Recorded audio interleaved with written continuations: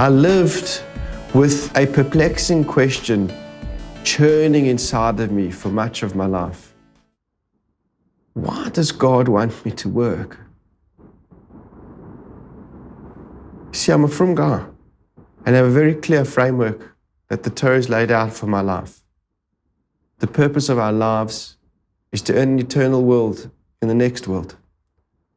And that world is a byproduct of the Torah you learn here and the mitzvahs that you do.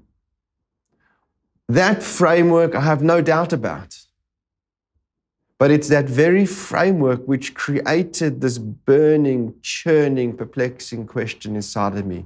If that's my purpose, then why did Hashem create a world in which I have to spend so much of my time working here?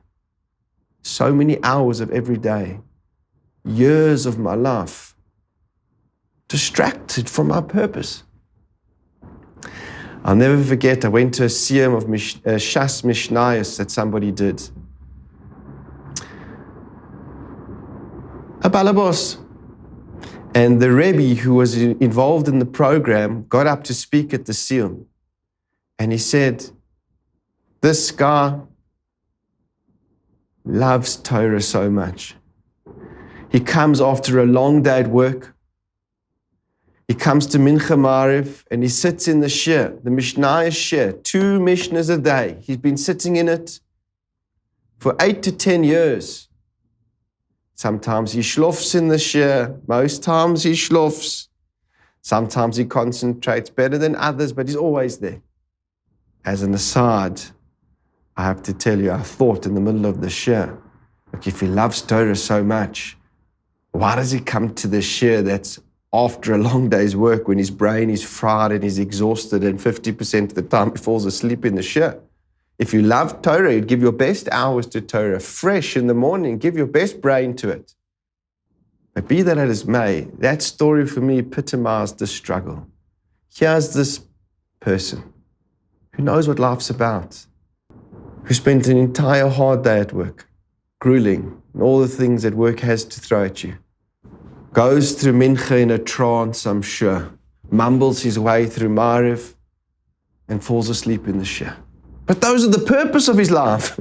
Hashem, you created a world where the very purpose is so hard to fulfill, and we fill our day with such a mundane thing, earning a living. Why do you want me to work? I don't get it.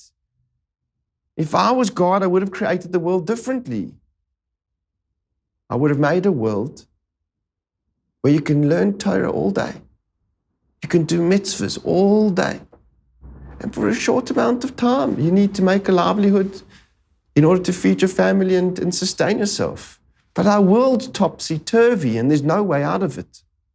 And I ask you this question to ponder for yourself. Why does Hashem want us to work? It's clear from the design of his world that he does. And for many hours in our day, he wants us to be working. And Hashem makes no mistakes. He designed it that way because he wants it that way. The question is, why? Why is work so important to God? It doesn't fit into the whole framework of Torah and mitzvahs for me. Before you carry on, I'd like you to write down on a piece of paper your thoughts on this topic. Why do you think Hashem wants you to work? And then unpause and continue. But you will grow much more from what you're about to learn if you've had your own thoughts on the matter, and especially if you've concretized them in writing. Actually, when Hashem created the world, he created Adam and Chava in Gan Eden in an idyllic world. Waters flowed through in rivers to water the gardens. The trees grew on their own. And all they had to do was serve him, keep the mitzvahs that he'd given them to keep. I'll share with you the words of the Pirkei de Rebbe Eliezer, so beautiful and so clear. It describes their world. The Pasuk says, Vayikach Hashem Elokim es ha'adam, Hashem took man, Vayanichaynu b'gan Eden, and he placed him in Gan Eden, le'avda le'shamra, to work it and to guard it, literally. And the Pirkei Rebbe Eliezer asks, Shema toima ki yesh melocha b'Gan Eden. Maybe you'll say that there's work to be done in Gan Eden. Lefatayach u'leshaded es ha'adama, to clear out the soil, prepare the soil for planting. V'loi kol ha'ilons nismachim aleim. It's not true. All the trees grew on their own. Or Shema toma yesh melocha b'Gan Eden. Maybe you'll say that there's work to be done in the garden, gardening work. Lahashkus es hagan, to water the garden. Haloi. But there was a river that flowed from Gan Eden that irrigated the entire field. There was no tilling of soil to be done. There was no watering of plants to be done. So what does it mean? L'avda l'shamroi. Uma loshen hazeh l'avda l'shamroi, says the Pirkei Rebbe Eliezer. What is this language of l'avda l'shamroi? V'loi amra l'avda l'shamra ela la'asok b'divrei Torah, lishma is kol mitzvah yisrael. La'avdoi, the avoida, was the toiling in Torah. L'shamra, the guarding, was the guarding of all the mitzvahs of the Torah. That's all they had to do. Everything else, all their physical needs were taken care of. And they spent their time, la'avda, l'shamra, to learn Torah and to keep the mitzvahs. Shenema lishmo is derech eitz hachayim, the ein eitz hachayim ela Torah, that to guard the pathway to the eitz hachayim, that was their work. What's the eitz hachayim? Says the Pirkei Rebbe Eliezer, ein eitz hachayim ela Torah, shenema eitz hachayim hi lemachazikim ba. And he quotes a pasuk to prove that Torah is called the eitz hachayim, and therefore their work was to guard the eitz hachayim, to guard the Torah, a perfect world. That's what Hashem created for Adam. The Targum Yonason says the same thing. He says, La'avda l'shamroi. He says, Hashem put Adam and Chava in Gan Eden. Ata de'it barai mitoman ba'ashrei beginu nisa de'Eden. He put them, he led them to the Garden of Eden. Lemeheve palach ba'oraiso lamintar pikudaso. In order that they should work in the Torah and guard its commandments. So Hashem did create the idyllic world that I imagined our world should be. And then we ate from the tree, from the Eitz Hadas, and that world was destroyed. And the byproduct of that sin was the world that we have today. So this was plan B. The world as we know it wasn't God's plan. His plan was my idyllic world. We ruined it. And now we're in a different reality.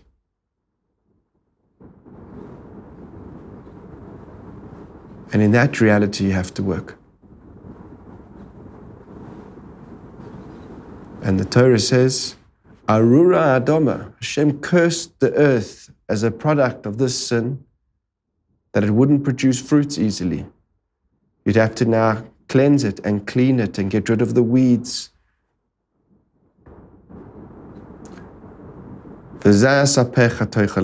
Literally, with the sweat of your brow, you're going to be able to eat now. Now it's going to be hard work to eat.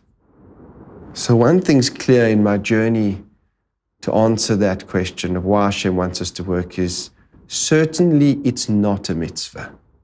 You see from the whole way that it was created and brought into this world, it was a byproduct of sin.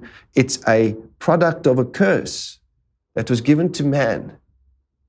So much so that the Mishnah says about work, which we'll explore in great depth later, but the Mishnah says, have a memait ba'asik. You should reduce your working hours. You should work as little as you can, whatever that means for now. But you never see that by a mitzvah, that the Torah says something which is fundamentally holy, reduce your time in it. The Torah says, don't engage in this excessively. Reduce your time in it. You don't find that by mitzvahs. There are Rishon, let's say, the Chovos Levavos, which people quote incorrectly, which they claim he holds that work is a mitzvah. And it's very, very wrong, that learning of the Chovos Levavos. Quote the Pasuk, it says, Sheishesh yamim tavod v'asisa kol melachtecha. 6 days you should work and do all your toil. V'yom hashvi shabas l'Hashem elokecha. And the 7th day is a day of rest for Hashem. You see there, Hashem's commanding you to work for 6 days. There's no mitzvah in that pasuk. Find me one Rishon who lists in his Sefer HaMitzvahs the mitzvah of working. There is none. There are none. There is no one. Work is not fundamentally a mitzvah. But Hashem wants us to do it. There's no doubt about it. The question is why? If the purpose of our life is learning Torah and doing mitzvahs, why do you want me to spend so much time working? It's a mundane. It's a byproduct of a curse, and yet I can't get out of it. You designed my life, God, that I can't get out of this. Why do you want me to engage in such a mundane task all the days of my productive life? For today, we haven't answered the question. We've just deepened the problem. In the next shir, I would like to explore with you deeply the opinion of the Chovos Levavos to make sure that we've learned it together well and we understand well how he's positioned work in our role in life, because he definitely hasn't positioned it as a mitzvah, and he begins to shed light on its role in our life, and we need to learn that well together inside.